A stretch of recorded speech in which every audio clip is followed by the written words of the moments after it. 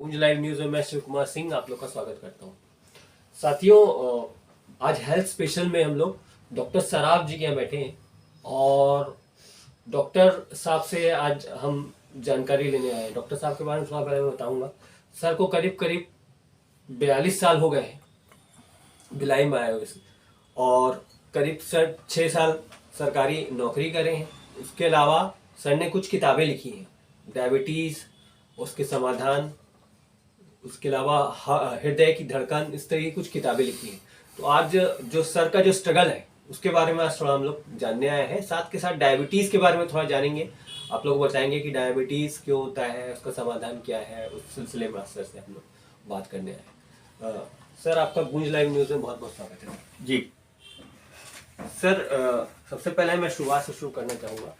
आप अपने थोड़ा बचपन के बारे में थोड़ा बताएं। ये बचपन में मेरे गांव में ज़्यादा शिक्षा नहीं थी, तो मेरी शिक्षा सागर में हुई है। और सागर से मैंने हायर सेकेंडरी किया, वहाँ से बीएससी फर्स्ट ईयर किया। उसके बाद में मेडिकल कॉलेज में मेरा एडमिशन हो गया। तो मेडिकल कॉलेज के बाद में फिर मैं गवर्नमेंट सर्विस में आ गया।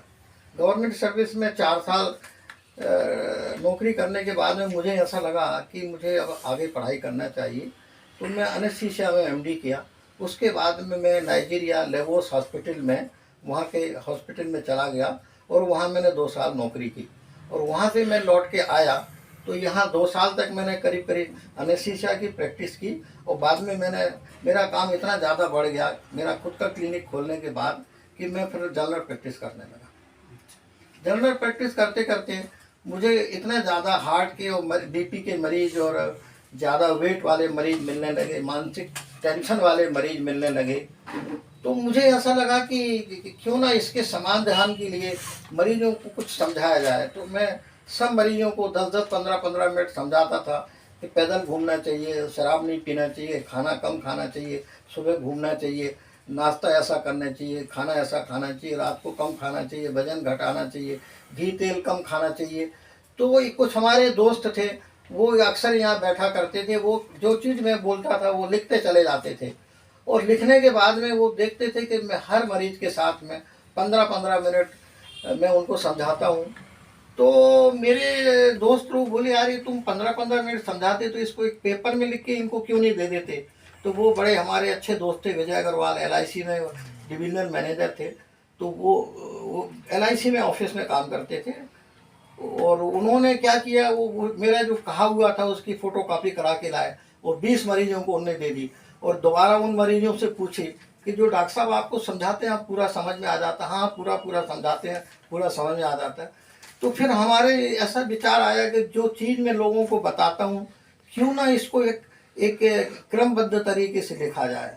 और धीरे धीरे धीरे धीरे चलते चलते मुझे 5 वर्ष में इतना अनुभव मरीजों का होता चला गया, उनके संपर्क में रहने से। और बाद में जितने भी आईएमए में जितनी मीटिंग्स होती है, जो डॉक्टरों की मीटिंग होती है, विदेशों के डॉक्टर या बाहर के शहर के जो बड़े बड़े डॉक्टर आते थे, उनके संपर्क में रह के उनका लेक्चर सुनते सुनते हार्ट के बारे में मुझे इतना ज़्यादा नॉलेज इकट्ठा कर लिया अपने आप में। पढ़ के, किताबों को पढ़ के, उनके संपर्क में रहते, क्वेश्चन आंसर करते करते मैंने ये मन में तय कर लिया कि मैं हार्ट के ऊपर कोई किताब लिखूंगा, लेकिन जो सरल भाषा में होगी, हिंदी भाषा में होगी, और कम से कम चौथी पढ़ा हुआ आदमी उस किताब को समझ सके।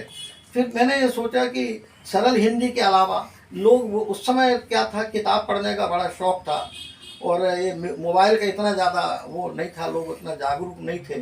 तो मैंने बहुत सरल से सरल शब्दों को अंग्रेजी से हिंदी में ट्रांसलेट किया। तो मेरे ब्रदर जो हैं वो हिंदी के बहुत महारथी हैं, बहुत बड़े कवि हैं, बहुत बड़े लेखक हैं। मैं फिर लिख के उनके पास जाता था, वो कामा मात्रा सही कर देते थे। और उसके बाद में धीरे धीरे धीरे धीरे मैं कुछ और संपर्क में आया।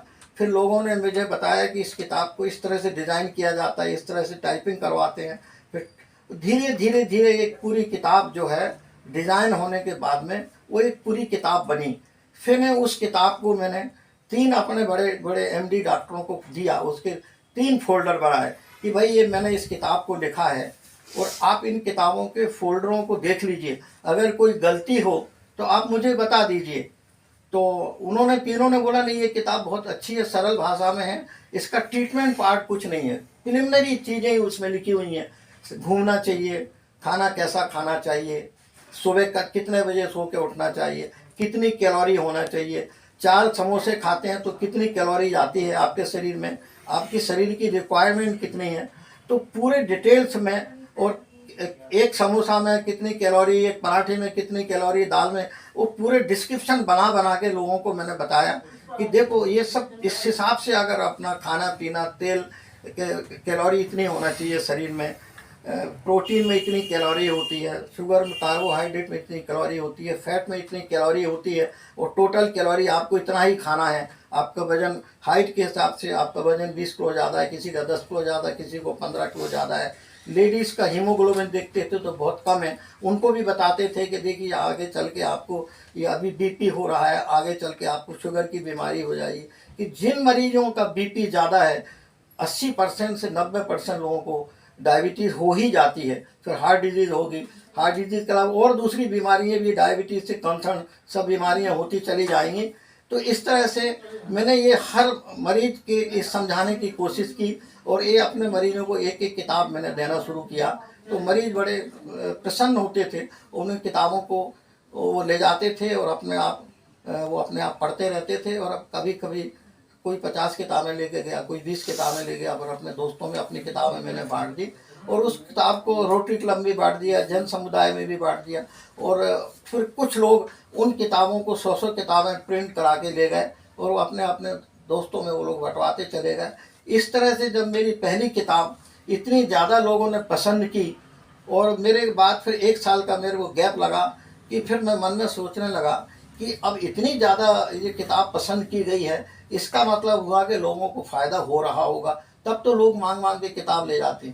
तो अब मैंने मन में सोचा कि क्यों ना अब दूसरी किताब लिखी जाए, कि सबसे ज़्यादा किताब डायबिटीज़ की बीमारी है।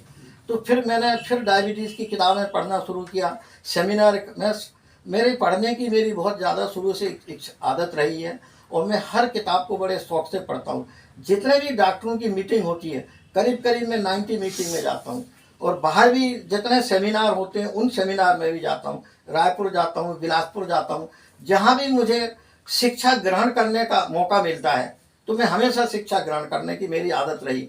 और सबको फिर धीरे धीरे धीरे वो अंग्रेजी की किताबों को धीरे धीरे पढ़ के अपने अनुभव से ट्रांसलेट कराना, फिर उनके डायग्राम बनाना, उसकी डिज़ाइनिंग करवाना। एक मिस्टर देशमुख हैं, देशमुख साहब ने मुझे बहुत बढ़िया हेल्प की। वो बीआरपी के रिटायर्ड बड़े ऑफिसर थे, और उन्होंने जो है मुझे बताया डॉक्टर साहब किताब कैसे बनाई जाती है, पहले भी उन्होंने बताया, और दूसरी भी उन्होंने बताई, फिर फोटोग्राफ्स कैसे निकाले जाते हैं।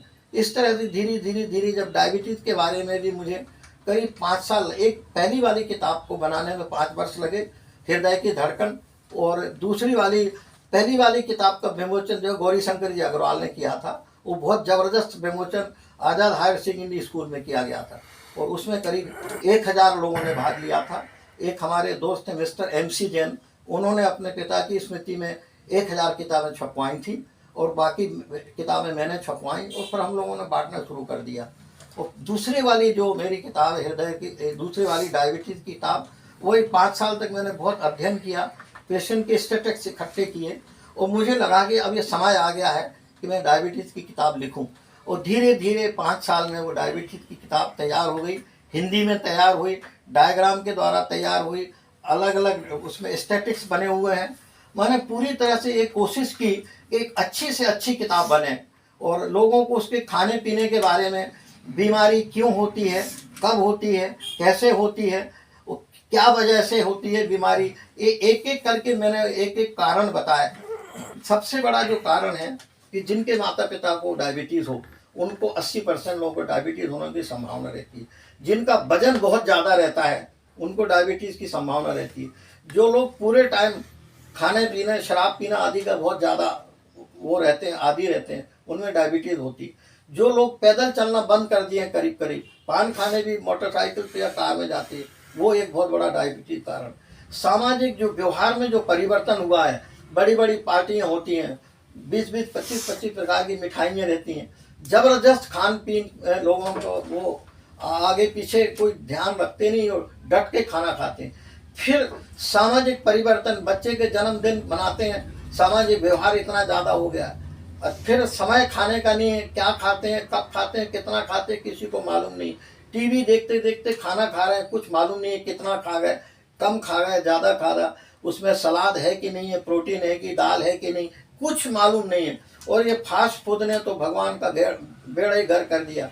बच्चों का इतने ज़्यादा वजन बढ़ रहा है, पूरे टाइम फास्ट फूड खाते हैं, तो उसमें जो है बैलेंस ऑफ डाइट में जो कार्बोहाइड्रेट, प्रोटीन और जो फैट वगैरह का जो कॉम्बिनेशन रहता है वो सब पूरा बिगड़ गया है। सोने उठने का टाइम बिगड़ गया है। मानसिक चिंता, इतना ज़्यादा तनाव डायबिटीज़ का कारण हो गई है, ये बहुत ज़्यादा है। फिर डायबिटीज़ ये जो है एक आम लोगों को होने के अलावा यातायात के साधन बहुत ज़्यादा बढ़ गए हैं। तो लोग मोटरसाइकिल में चलते, लोग पहले पैदल गाड़ी में चलते, पैदल चलते, खेतों में पहले काम खुद करते थे, वो खेतों में काम करना बंद हो गया, अब मशीनें आ गई, हार्वेस्टर वगैरह आ रहे हैं।